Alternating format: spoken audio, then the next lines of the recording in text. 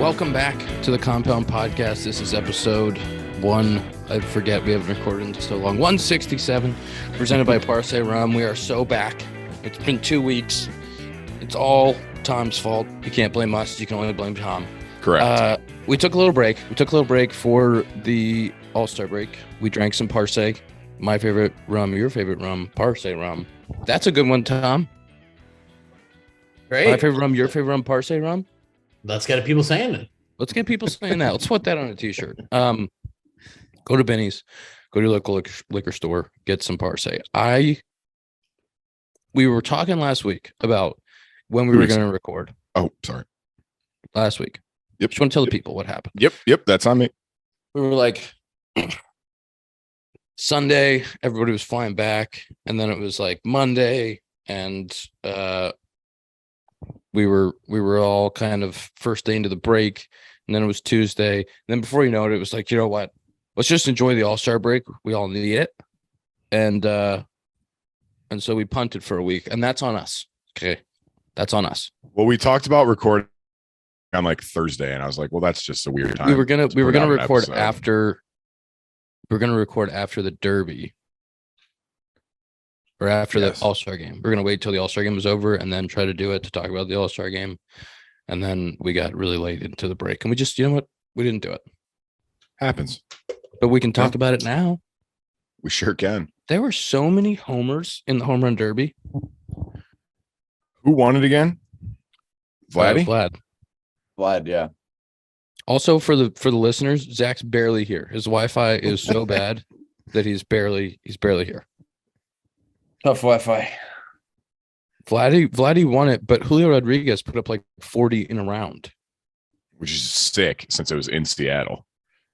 How do we feel about this format, though? I think I preferred the old format, at least as a viewing experience, because you actually got to watch the home runs. This is a tough viewing experience right now because Can I just break it down for you? I think the reason why we're doing what we're doing here, and I don't know this for sure, but it's an educated guess, is that with the rounds timed, you now have a slot for how long this event is going to take. You have planned commercial breaks. You understand how many ads that you can sell if you're the network or MLB. And so you're giving them this very tight window of how long the event's going to take. In the old format, if we just had 10 outs, you really have no clue how long each round's going to go. And you don't know, like, remember when Tejada hit like 20 or 25 and it was like, holy shit, this is ridiculous. And then Josh Hamilton put on that show at Yankee Stadium. You're like, oh my God, he could go all night hitting homers. Like, I think and those numbers were like, that wasn't like in 2 minutes, right? They had all the time. Can you imagine these guys? Well, that's what I'm saying. I feel like I remember distinctly where I was for that Josh Hamilton performance, and I was 12. So that was probably like the peak of when you're a fan and sports. And I'll remember that for the rest of my life. That was one of the coolest things I've seen a human being do. And respectfully to what they did when he hit the 40 home runs, Julio, in Seattle, I feel like that should have been a moment. And to me, it didn't necessarily feel that way because I think on TV, it's tough to really track kind of what's going on because it happens so quickly. It happens so fast. Balls out. Whereas like the Hamilton one, if you remember, because there's a pause in between each one, the drama builds. It's just a much better TV product. I completely understand your point about them selling it. But as a fan, I really miss the old format because I do feel like it builds drama, builds intrigue, where this one is it's really fast and tough. Zach's got a lot of thoughts, I hear. I have a really good idea, but Zach, you go. Oh, Ian said, I'll just go ahead. Zach. No, I gave it away. Did you see? I'm a good host. I gave it away. I said, okay. I have a good idea. Zach, go ahead. I think that they should go back to 10 outs, but people's biggest gripe with that was they would just sit there and take like 10 pitches in a row to catch their breath, especially in the day of the pitch clock. Why not do 10 outs, but you have like 20 seconds to swing? So you can take a few. You could even do like a max number of takes. Realistically, the guys that are throwing the BP aren't throwing 5 straight bad ones. Right. You know what I mean? Like, you can't take more than 3 in a row. That was the bad part of that format. I think everyone forgets. Watching guys take pitches in the Derby was not it. We did like the people loved the first one with the clock, right? Am I wrong? I thought so. Yeah. There I was feel good. like- So there have been good moments. Yeah. The Schwarber Harper final. I mean, even Arozarena the other day trying to catch, was it Vlad or trying to catch somebody? Like it came down to like the last 20 seconds and it was great, but like the guy is absolutely gassed. Can I say he's not a home run derby? It's a fucking conditioning test. Can I say what I think the format should be? Yes. I think for the first, I don't know, there's 8 guys, there's 3 rounds. For the first 2 rounds, it should be on the clock. And then the championship round should be 10 outs.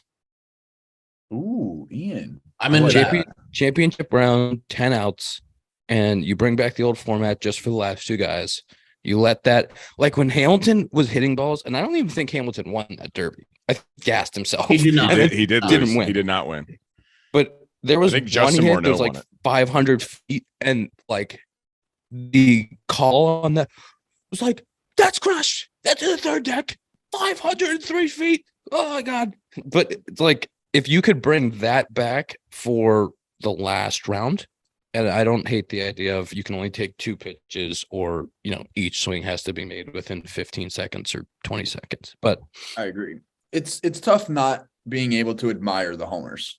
Yeah, Like, you literally don't have time you can't even because see them. by the time one lands, there's another pitch already being thrown, and they're like panning the camera back to him swinging again, and it's like, well, did that one even get out? Right. And like I understand the appeal with the clock and everything, but it's not a home run derby. And like back to like what you said about Hamilton, like Chris Berman was making that so good. Like his calls on every home run, like now it's like, oh, that was sick. Right. And now it's like, oh, that was sick. And it's like, oh, wait.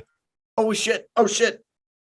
I do think in the last round they should go back to that format, and then I think even it would probably extend the viewing window and let MLB sell a little bit more ads, and people would tune in just for that championship matchup.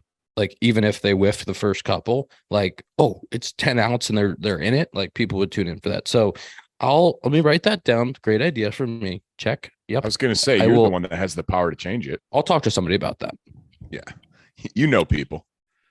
Did you guys watch the All-Star game? We were playing. I didn't get to see it. I watched from the 4th inning on. It was cool to see Steely go out there and do his thing. I did see that. That was sick. On his birthday, and the pictures of him and his son Bo were incredibly cute. It was his birthday? Him and Bo, same birthday. Wow, that is awesome. Yeah, and Bo is like the cutest kid ever. So that was really cool. Anything else really cool from the All-Star game? There was Goldschmidt or Freddie mic'd up where Rosarena robbed him and then got a knock. Did you see that?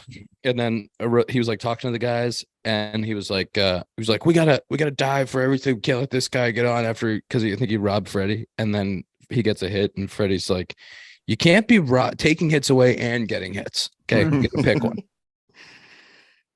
That was great. I think they mic'd up a ton of people this year, and people were like always mic'd up, which was nice. It was nice to see the NL win.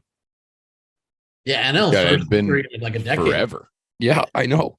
And you get, for all the listeners out there, you don't get paid to go to the All-Star game, which obviously it's an honor. You don't have to get paid to do it. It's a really cool thing. Get paid to hit in the Derby. You don't get paid for the All-Star game unless you win. If you're on the winning side, you get a little bit of cash. So it's nice to see the NL get a little bit of cash, because all the AL All-Stars have been getting paid for years. Is it publicly is no knowledge how much money they get for winning?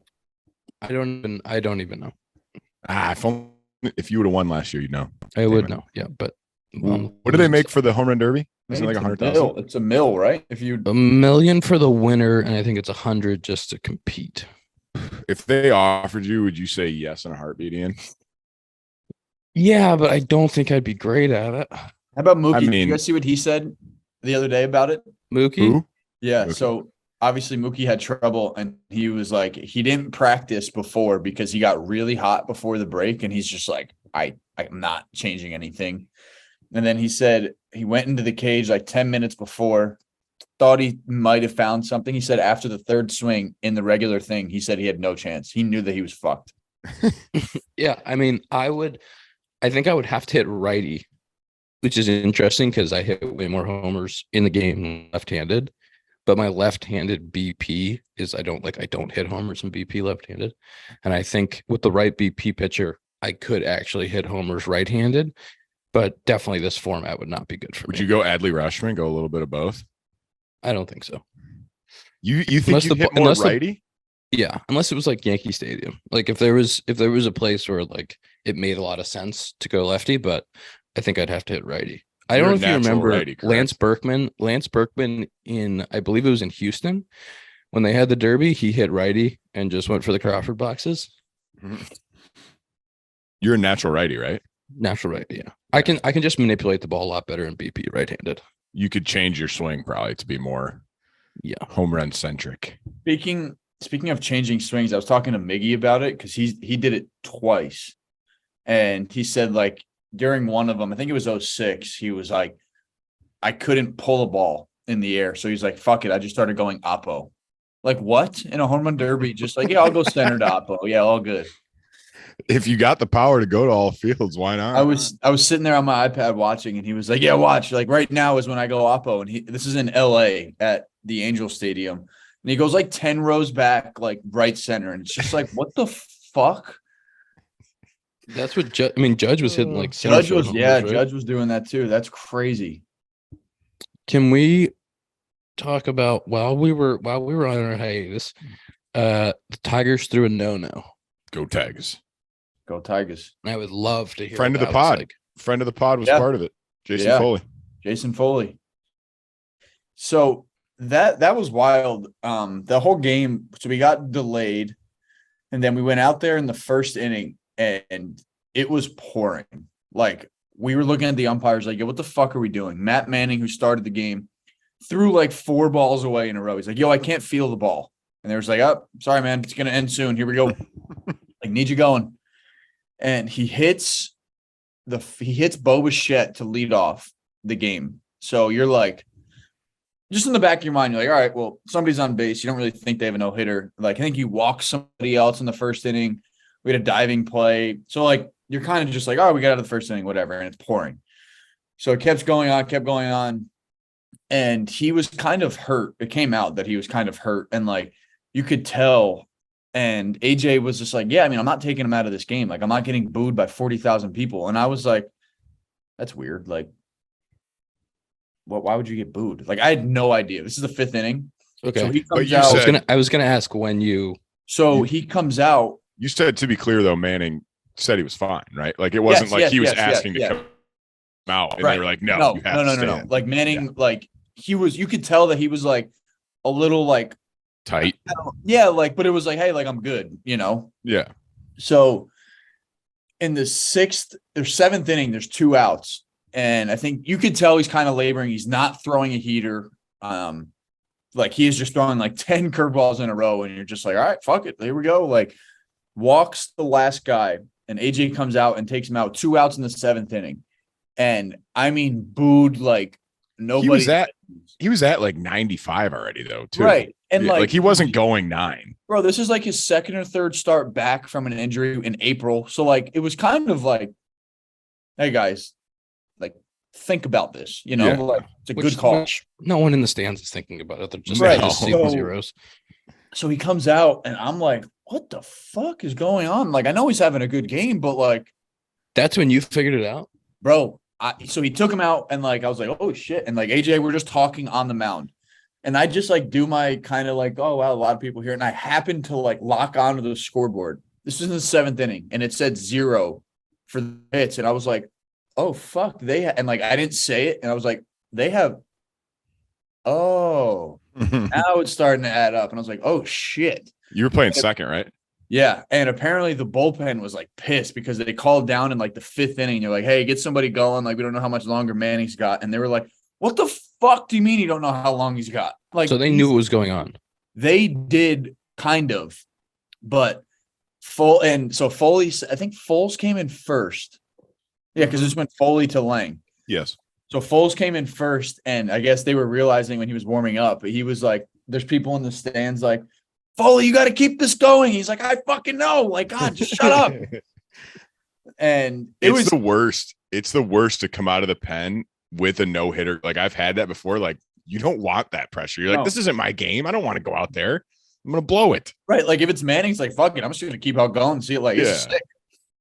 So like I knew. So going back in there, I'm like, oh shit. Like our whole bullpen's rest. We only have 2 innings left to close this game. Like this is gonna be pretty cool. And Foles got through pretty seamlessly. And Lang got in the 9th. And that was when shit was like, nobody was talking about it in the dugout. And you kind of just like had this feel like around it. We were just like, all right, here we go. Hang on. The best part about this, Manning gets taken out and he's like, why the fuck are they booing me? Like he had no idea either. And our pitching coach was like, look at the scoreboard, you idiot. And he looked at it, he goes, oh, it's like, why'd you take me out then? And it's like, because you could tell that something was not right. He didn't know he had a no-hitter going. No, he had no clue. No way. Bro, I'm telling you, that's how wild like the first inning was. He walked somebody in the 3rd. Like it was such a crapshoot that you were like, holy fuck, there's no hits. So then when Lang went out there, like I was like, yo, I want a ball where I can dive for it. Like I am like, I'm like a little dog right now waiting for a ball to play fetch with. I'm just like, all right, where are we going? Like, I'll take the air. Give me the air. And so like I do this thing in between every pitch where like I pat my glove, pull a string as the guy's like getting ready. It's just like a habit. And I remember like thinking to myself when we got 2 outs, I'm sitting there like beating the shit out of my glove. And I'm like, oh fuck, like this is kind of sick. And then when it happened, like Vladdy grounded out to 3rd. It was like, there's a really cool picture of me like jumping up, like we won the World Series basically. But I think it was just really cool for all 3 of those guys, like really young, like, and especially seeing Foles be a part of that. It was really special. And that's sick. Was there a cool celebration in the clubhouse? Everybody fired up. Yeah. We gave them, some beer showers, whatever you can find in a refrigerator shower. I asked you before, cool. There was really no like key play that was like, like a diving catch. There was a few. Like McKinstry had a sick play. Kerry Carpenter had a sick one in right field. That one was foul though, right? Yeah, it was foul, right? But still, it was it was a very good play, right? So I think McKinstry had a really good one in the first or second. He dove, but there wasn't one where you're like in the 7th or 8th inning. You're like, boys, this is it. Like the Ian Happ one where it ran into the wall, Yeah, right. There was a play. So I've been a part of 2 of them. Going all. Oh, that's 9. right. And I made a catch. No hitter or a perfect game. No hitter. I made a catch in center like early on Jed Jerko. It was just like a running catch that took away a double, but that ended up being like the only ball that was contested. Like everything else was very routine for him. And then we had one in LA that was a combined no hitter, but the bullpen coming in had no idea. All the guys that came in, they finished their inning and then got in the dugout. It was like, what the fuck's, why is everyone like, so like nervous? And then Kimbrel finished the game and didn't even know. I remember that Kimbrel was like looking around. He's like, why the fuck is everybody jumping on me? Yeah. No idea. That no hitter was actually, I don't know if you guys knew this, but it was brought to you by HelloFresh, because all of you must have been eating your HelloFresh chef crafted seasonal recipes from the new summer menu. HelloFresh brings flavor right to your door. Peak summer, it's time for peak summer produce, and HelloFresh makes sure you get all the best picks all season long. Ingredients travel from the farm to your door in less than 7 days for quality you can taste. HelloFresh wants you to have it all: free time and fresh, tasty food. You can take these meals, pop them right in. They give you all the ingredients. You can make it yourself, featuring quality proteins, fresh produce, and plans for many lifestyles. It's no wonder HelloFresh is #1 meal kit in America. HelloFresh.com/compound50. That's /compound50. Use code compound50 for 50% off plus free shipping. 50% off plus free shipping. That's a pretty good deal. Pretty good deal. We're giving out. I like that a lot. Compound 50. I want to talk about yesterday. Ohtani hits a homer. Go ahead homer against the Yanks. He flips the bat. Sorry, Tom. He's having a hell of a season. He's pretty close to Judge's pace right now. Let's not forget that he also pitches. If he breaks Judge's record going into free agency, is that just like the most amazing? Is there a number where he gets offered where you sit back, you're like, man, that was too much? I'm more so thinking, what is like how the Angels said they're going to listen to trade offers? What are you going to have to offer? Like, I know it's only for 2 months, but like, it's got to start at like the whole state. Like, hey, we'll give you New York. like you get this, you have ownership of the state of New York. You want the Empire State thing? It's yours. This is Governor Kathleen Hochul. I've agreed to sell the state of New York to finance the sale of Shohei Ohtani. That's I don't know how a team can offer enough to get him, even if it's just for like a rental. Bro, you would literally have to give up any top 100s, all of them. Yeah. Starts with all of them. Like if a team has 4 of them, hey, guess what, guys? You guys are going to LA. It's interesting because it has to be a team that is like squarely in the mix, and they're trying to bolster or make a big impact, but you only get him for 2 months, so it has to be that big of an impact if you're going to give away as many guys as it's going to command. And then also, I would assume that whoever is going to get him is also trying to re-sign him. Is it tampering to like talk to him beforehand and be like, hey, if we trade for you, like, would you want to re-sign? Probably, but you have to figure some off-season deals, but you have to figure that's what they did with like Mookie and with Olsen and some of those guys that were traded and then immediately extended. Yeah. I think the Yankees probably have the means to do it. You got to think that LA probably has the means to do it. If he goes to LA, I mean, for fuck's sake, I'm sorry. But with like that where, lineup, are you what? They're playing with monopoly money if they can pay Shohei Ohtani. Right. Like well, they've been clearing space for a year or two. I mean, they actually, their payroll is lower now than it has been for the last 2, 3, 4 years. How is that possible with Mookie? I know Mookie has like the weird, he has like the extended contract, right? Everything, right? Yeah. Yeah. But LA, like you're paying Freddie, you're paying Trey Turner, like you're paying a lot of fucking guys. Big money. They're not paying Trey Turner. Oh no, Trey Turner not anymore. Oof. They didn't sign any of those shortstops. They let Justin Turner you're walk. Paying Kershaw. Yeah, Kershaw's on 1-year deals, so he's not like got money that's just sitting there. Freddie's deal now looks very reasonable or under market. Yeah, they have Will Smith is going through arbitration. Gavin Lux is young. They're still paying Muncy, but it's not like crazy. JD Martinez is a 1-year deal or a 2-year deal. They're not paying Jason. It's like they don't have, besides Mookie and Freddie, they don't have a ton of commitments. And they're pitching, like Urias walks this year. Bueller's going to come back, but he's in his last year of ARB, maybe, going into this year. And then you have Dustin May's young. You have Lux is young, like Outman, he's young. Like you got, their payroll isn't like absolutely absurd. Bauer's money comes off at the end of the year. And then you got to think that the Angels are in a spot. They're 9 games back in the West.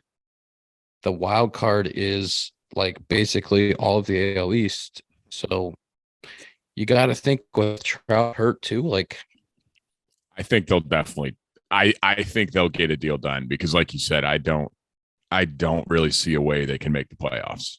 But like you said, with Trout hurt, how good the AL is. I mean, the Yankees are in 5th place in the East, and they're still one of the better teams in baseball. I can't imagine doing something, and I understand you get the assets back and maybe you're out of it. But we just said Shohei Ohtani's having probably the best season in baseball history. Maybe if you count. Not probably, it is the best. Yeah, he's having the best season in baseball history. The Angels, despite the fact they've had Ohtani and Trout since 2018, have not had a record above 500. They're one of only 3 teams in the league who've not had a record above 500 in the last like 5 or 6 seasons. And you're telling me that at the end of this, they're going to trade Shohei Ohtani, because whatever you get back is 50 cents to the dollar. There is no app trade for Shohei Ohtani. I can't imagine something more disrespectful to your fans, and I can't imagine how the fan base responds after a trade like that. I mean, obviously, I guess you could try to sell them on your building for the future, but man, that is a brutal trade to have to make. And I'd be surprised if they made it. I feel like they're going to hold on to him, and you have to. Yeah, but what if he then you're just then he losing. walks at the end of the year and you did nothing? That was the same thing. It was the same thing as the Cubs with Rizzo and KB. It was like you can hold them and they're probably going to walk in free agency and you get nothing, or you try to get something for them. Like, I feel like you can still get, like we were saying earlier, like top prospects. You can get like 2 or 3 top prospects. Yeah. I mean, the different cents on the dollar is, first of all, you have to pay the back half of his contract, which he probably still owed another $10 million this year. Second of all, he walks, you get a compensation pick, because obviously you offer him the qualifying offer. You get a compensation pick, so you get pick 63, or you get the top 10 prospects in any organization you want to trade him to. It's like the calculus there is, I understand, there's a lot of revenue to be made for the ads they're selling in the stadium and the, just the ticket sales in general. But shit, it's like, I just think after the stretch they've had with the guys they've had recently, the type of top end talent they've had, to trade your best. I completely understand your guys' argument. I think it's fair. I just think it's very hard to ask your fans after that, you're having a guy who's playing the best season in the history of baseball, to go, we got to trade him. It's a not to try to be competitive. I understand the odds are against them making the playoffs, but man, it's hard to trade someone who's having the best season in the history of baseball. Do you, like, if you're the GM, do you want that tied to you forever? Like, hey, yeah, you had to trade Ohtani. Like, but I mean, we keep going back to it though, and I'm like, but you can't just lose him for nothing. And I don't foresee him resigning. Like, I'd be very surprised if he goes to free agency and stays with. I think he really wants to win. Yeah, 100%. But like, not that I've spoken one word to him. that's just what we've heard from our inner circles. Yeah. The guy looks like he really, like, I don't know, the homer last night, you could just, that was sick. Yeah. Like, I don't know if that was a little bit of frustration. Sorry, Tom, but it was cool. Or like, that was hey, cool. Before we talk about that homer and what it means for the Yankees, because we do have to ask you, Tom. We do have to ask you about it. I want to ask you guys how you like your Bruce Bolt golf gloves. Yeah. Yep. I'm going to be honest. I'm nervous to use it. They're too nice. I golfed yesterday. I didn't use it. Come on. They're too nice. They look too pretty. And I'm like, I don't want to get it dirty. I want to hang it on a shelf. The one that's yours, like the Chicago colors, I'm not going to use that one. Like that one, literally, I don't know what I'm going to do with it. I'm going to have Ian sign it and keep it somewhere because it's sick. Bruce Bolt makes a really nice, high quality golf glove. You can go on their website and check them out. And you can also go check out their baseball pants. It's that time of season. Everybody's in full swing. They have 3 different lengths. They have pants down to the ankle, like I wear. They got the knickers, they call them, that fit just below the knee. Zack wears those. What ZS likes to wear. And I haven't worn long short pants in a while. South Bend, those high ones. That's what you need. Go pants up today. Oh, you're getting hit. Please do it. Please. No, I'm not going pants up with gray. Why? Sorry, we're getting sidetracked. And for the first time ever, they have baseball shorts that are designed to fit above the knee. We were just playing Zach's favorite player, Kike. He goes pants above the kney. He's not afraid of it. Way above. Way above. There's 3 different styles. You can check them out. BruceBolt.us. That's BruceBolt.us. So go get yours today, and you can check out the golf gloves. Zach, will you please go pants up today for me? No. My mom said one time. My mom said this. Why wouldn't you give it a try? Because I don't like how they look. If you were at home, you would. You don't like the road pants, right? It's been pissing me off, the pants up too, because they don't fit fantastic and they kind of go down a lot. And I'm just sitting there. You're in the show. You can get them tailored however you want. No, not when you 6 whatever OPS. You don't. Stop. That's not true. Stop. You could still get whatever pants you want. Tom. Yes. How you feeling? Time for a little Yankees. Time for a little Yankees corner. Time for a little Yankees corner. Are sell mode. I got the Yankees in sell mode come deadline. They're not selling. They're not selling. They're not. What are they? They're 2.5 out. Yeah, I was about to say they're 2.5 out. It is the first time they've had sole possession of last place in the AL East since I believe 1990. This late into the season, so it's obviously not great on that front. But the AL East is historically great this year. Shohei's cool to watch 8 homers. It sucks it's against the Yankees. You know, it's been a tough road trip so far. Yes, Ian. Are you mad at the Cubs for taking 2 or 3 from the Yanks? Oops. Twitter was. You know, didn't love it. Would have preferred if you kind of gave us one. We gave you one. I was hanging out. I was in the outfield on Sunday before that last game with Riz, and Judge came over, and I said that we would take care of the Red Sox to help them out. We didn't do that. We lost 2 or 3. So I lied to my friends, and I apologize for that. That was our bad. Okay, we could have helped you out, and we didn't. That's our bad. Is Judge coming on? Yeah, AJ's gonna come on soon. So that was the first thing we talked about. Actually, it's like, yeah, man, yeah, I got this podcast, really cool. He said, I know, like I listen all the time. He was like, yeah, I listen every week. I love Tom's Yankee takes. Would love to have you on. He said something. We're friends with Scotty for him to pull these strings. That's why we keep Scotty around. I mean, Scott has done nothing on that. Nothing. On that end. Nothing. And they're best friends too. Judgy. Literally best friends. Tom, do you feel like the Yankees have what it takes? What do they need to do you just need Judgy back? Just to make Judgy back in the lineup? You guys are not gonna like what I'm about to say. Respectfully to friend of the pod, Josh Donaldson, I think his injury is unfortunate. Obviously, you don't root for anyone to get hurt. I do think, though, it forced him out of the lineup, which is perhaps a good thing because he's hitting 147, I believe, right now. He's going to go Aaron Hicks on you. But oh, my God. He's going pumps. to a new team, and he's going to hit 500 with 20 homers. They just said that they're not sure he's going to play again this season. So he has a calf injury that they're not sure if he's going to be able to come back. So I think that's helpful. Come on. I think, unfortunately, this is a team that needs Aaron Judge. They're below 500 since Judge left. I think they're 10-12. This is, a lineup that is not as deep as you'd like. I don't know. Honestly, it's been not a super fun time to watch the Yankees. I realize that they're still playing a lot better than a lot of other teams, but the style of baseball they're playing is not particularly appealing to me in this moment it's been the story really for most of my life. If they don't hit home runs, they're not going to win a lot of games right now. Yeah. And it's an unfortunate brand of baseball to be playing in 2023, in my opinion. Because honestly, I'm a little bit at the point where I think it might be time for respect to Brian Cashman, who's been a wonderful GM. I think it's been 27 years, I think, since the mid 90s.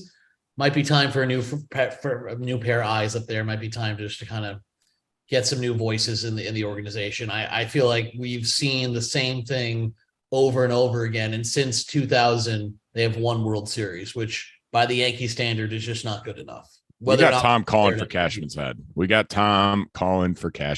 Okay. What if he goes out, makes a move, Judge comes back, and they make the playoffs and make a run?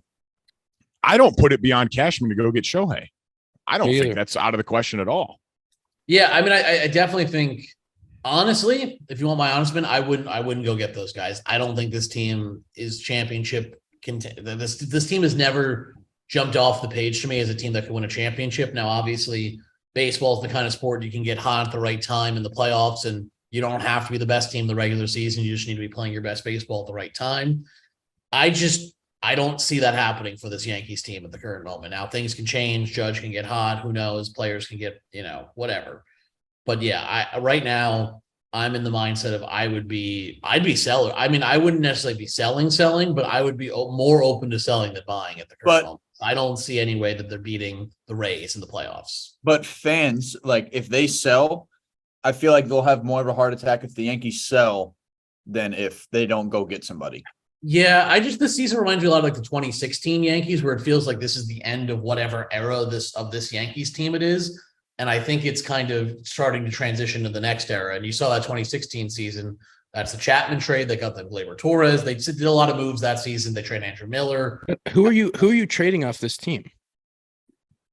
I mean, I'm not necessarily trying to sell everybody, but I mean, yeah, I mean, I don't know. I just like there's Yeah. I'm just like thinking about who's in their walk year that you could trade to I mean, actually get some real pieces back for. Yeah, I mean, like Severino's in a walk year, but I mean, I don't think anybody really, his value probably couldn't be lower than it would be right now. Yeah, I don't. Sounds like a broken man talking about the Yankees. I'm pretty broken right now by the You Yankees. sound just beaten, battered.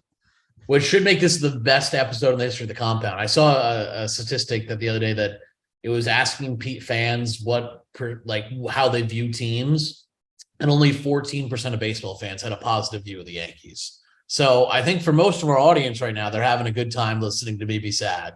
And I hope they're enjoying it because it's a bummer. Don't listen to him, Tom. Before we switch gears a little bit, can I just talk to you guys about Omega? Of course. Say it with me. ERC. ERC. Yep. Employee retention credit. That's what you need to know. You need to know about the ERC. You need to know about the employee retention credit. It's a government tax incentive to help small businesses like Connection Roasters and thousands of others in the Midwest get back up to $26,000 per employee for overpayment of payroll taxes during the pandemic. Smallbizcashback.com/Cubs, smallbizcashback.com/Cubs, or you can call 800-643-Cubs for a free consultation. Even if you get a PPP loan, doesn't matter. Omega, say it with me. ERC. ERC. Yeah. Tom really wanted to talk about something that wasn't the Yankees. So he was like, I don't even want to talk about baseball. I'm over and pissed. He wants to talk about this new NBA in-season tournament. So, Tom, can you please just give us a little breakdown of what it looks like? Do you know what it looks like? Yeah, so I think they're calling it the Commissioner's Cup, I believe. They're counting basically all the teams are grouped up into pools. They're counting 5 regular season games towards this tournament. And then there's a knockout style bracket where it culminates in a Final Four held in Las Vegas in early part of December as part of the NBA season now. And then whoever wins that gets a in? No, whoever wins it wins the commissioner. That's it. Like the Final Four is whoever wins it wins the trophy. They just win the cup. There's no playoff. Yeah, that's it. Well, once you get to the tournament style, you just win the tournament then. And you think this is cool? Yeah. What do we got? Well, I'm curious what you guys think about it. This is a concept that comes from soccer. Yes. ERC. This is a concept that comes from soccer.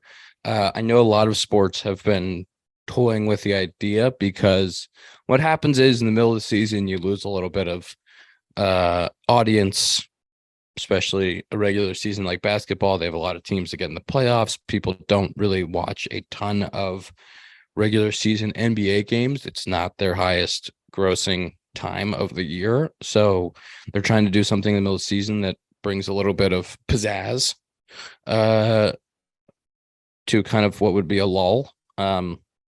It's an interesting concept. I don't know, like professional athletes in basketball, baseball, football, American sports, we all play for the end of the season. We all play to be the world champions.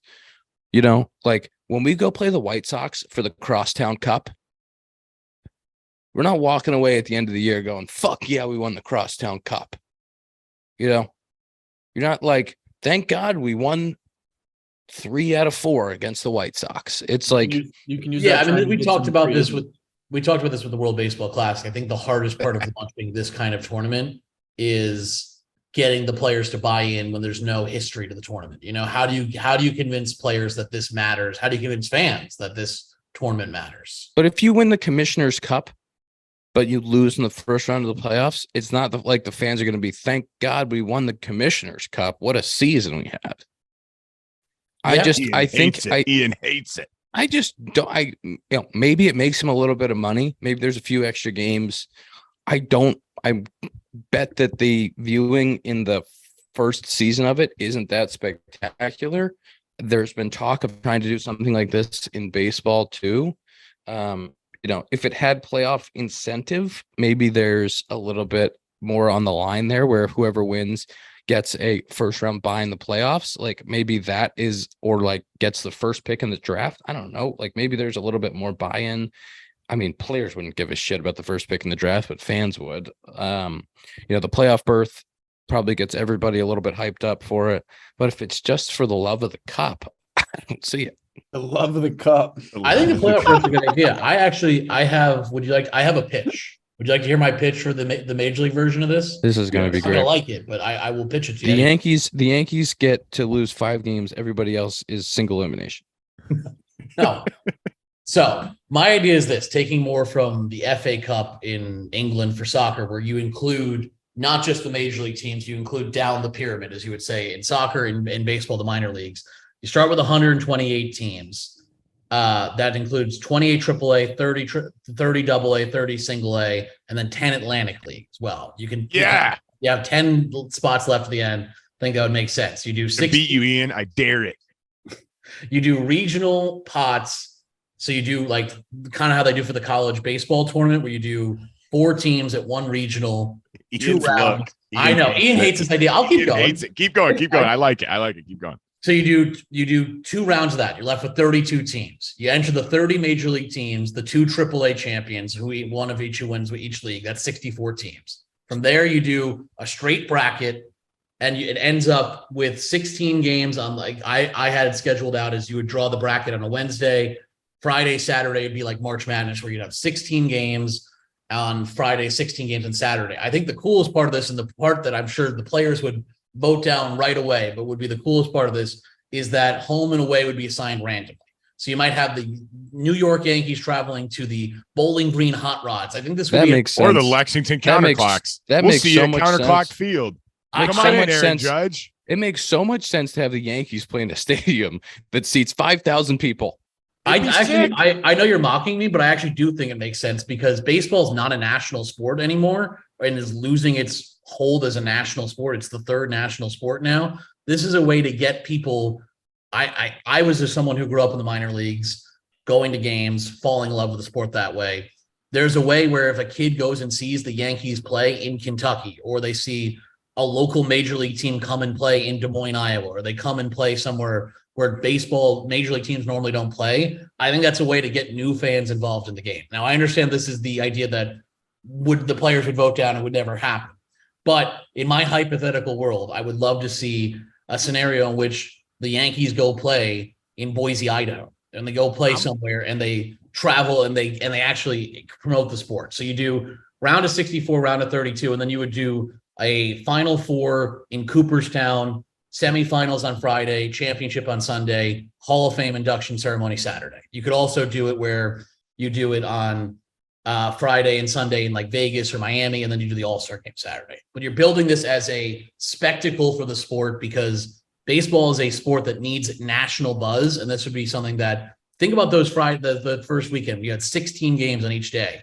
There'd be upsets. There'd be cool shit like that. I know that this would probably never happen, but down the line. But I think that's the way you get people interested in this, is that it's a tournament that involves just beyond the major league teams. Because if you're right, if you do just a tournament with major league teams, I don't think anybody cares. But if you have the opportunity for minor league teams and new fan bases to get involved, I think that at least gives you an opportunity to do something different. Now, Ian, you can tell me all the of this idea. I love it, Tom. I love it. It's just like you said, it's like the FA Cup in England. Like, it's like Liverpool goes and plays Wrexham.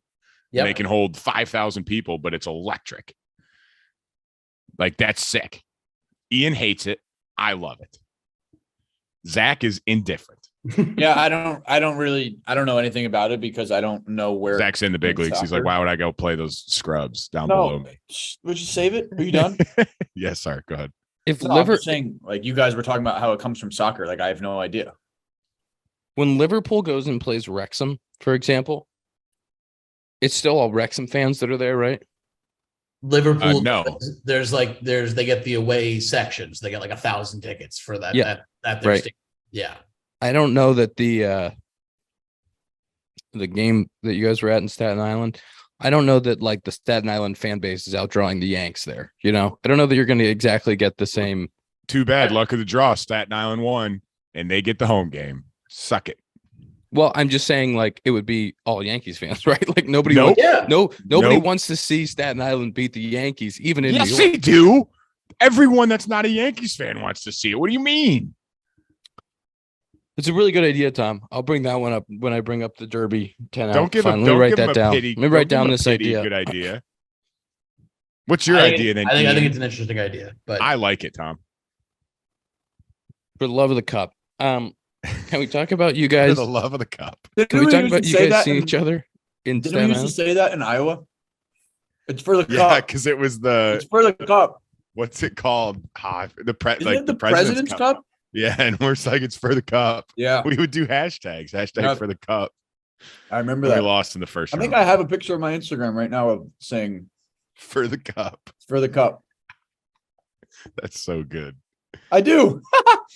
Dakota, Panic with the iCubs. Hashtag the cup. Dakota, you were playing in Staten Island and Tom came down? He did. We played there on the 4th. Tom came the 5th, and of course I threw on the 4th. And then I also threw again on the 6th. So through 2 out of the 3 games in Staten Island, Tom happened to come to the one game I didn't. But it was great to see Tom and his family and his girlfriend. And Tom's dad he's a spitting image of his dad. Put it that way. Like my dad was literally very the same excited to person. meet Dakota. He was Yeah, he was we got a so picture excited to together. get a picture with Dakota. Yeah, Yeah, he was make sure you fired put the up. picture in the YouTube. That was a great photo. Yeah, it was awesome. Tom, how was your counterclocks experience? I was number one counterclocks fan there. We were talking about the attendance was not great because it was like 90 degrees in New York the day after July 4th. I was hoping Dakota would get in because the umpire was an interesting umpire. Let's say that he ejected a couple people. And I really felt like if Dakota got into the game, I could have gotten to his head very easily and won some strikes for Dakota because he would have been having to listen to me. He would have had no choice but to hear every word I was saying. And I was disappointed Dakota didn't get in the game because I was ready to go. But I mean, Dawson did it again. You know, the counterclocks, huge rally in the 8th inning. I was the only counterclock fan there. We were rooting though for the counterclocks. It was great. Ronnie Dawson actually just got signed to Korea. It's our captain. He's gone. It was a shot to the heart for the counterclocks, but we're trying to bounce back. Good for him, though. But yeah, it was sick. Tom brought me like some treats. He asked Zack what my favorite snacks were. Zack had no idea. So some kind of friend he is. Bad friend. Kind of sad. I knew Zack's favorite snacks. No, you didn't. Yes, I did. You literally Ian, did. hold on time. Oh, time. yeah, you did. 30. You did. You killed it. No, 30. you did not. 30 seconds. Dude, 30 he seconds. said Sour Patch Kids, and He you said like water- Sour he- Patch time out. sour. No, he it's like said- the I same said thing. Sour Patch Kid watermelon. He said no, the original. I said that's pretty damn And you close. said Yeah. you literally said, "I'm going to go out on a limb here and take a guess." You because I knew fucking- you liked Sour because Patch who Kids. doesn't like Sour Patch Kids? You would literally everybody. To be would fair say though, yes. Zach, I asked you for anything and you're like, I got nothing for you. I was looking I to throw out anything. Zach, true or false? Though I knew your favorite chips. Those are your favorite chips. Yeah, of course, but they're not candy. It's not snack. No, but it's snacks. I Wow. think Chips is a chips are snack. He was Yeah. on your favorite. He was spot on your favorite chips, and he was one iteration off of your Sour Patch Can Kids. it So was he was pretty right. good. Anybody say that they don't like Sour Patch Kids? Truthfully, I hate him. I got Ian not You're liking Sour fucking- Patch Kids. yeah. I'm just you know kidding. what? I don't hate Sour Patch Kids. That was a joke.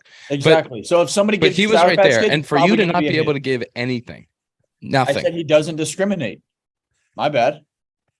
That covers You- Sour Patch Kids. That I covers. think chips. I think I got 1.5 for your snacks, and you didn't even have a guess on mine. No, I and, didn't. and Zach just said, get him anything. Doesn't matter. He'll eat it. Yes. Rude. Rude. True, but rude. Did I eat it all? You bet. Zach wants to leave. Let's give the people the Sloan screen time. It's been great to be back together. I've really enjoyed Ooh, I had being a back high on the one. pod. I missed you guys. I missed the pod. I did too. Sloan is the world's leading manufacturer of commercial plumbing systems. Companies at the forefront of the green building movement Jeez. provides smart, sustainable, and hygienic restroom solutions by manufacturing water-efficient products, including flushometers, faucets, sink systems, soap dispensers, and fixtures for commercial, industrial, and institutional markets worldwide. Visit sloan.com to learn more. Are we doing screen time from yesterday? Yeah, unfortunately. Dude, this is a tough one. I was Oof. on a bus for 8 hours. but it's still not that I stayed bad. up late. I got Zack's being over 6. No, pretty close.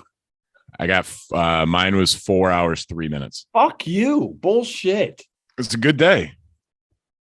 I golfed in the morning. Whenever I golf, it basically just takes away 4 hours. Mine was How much? 5 something?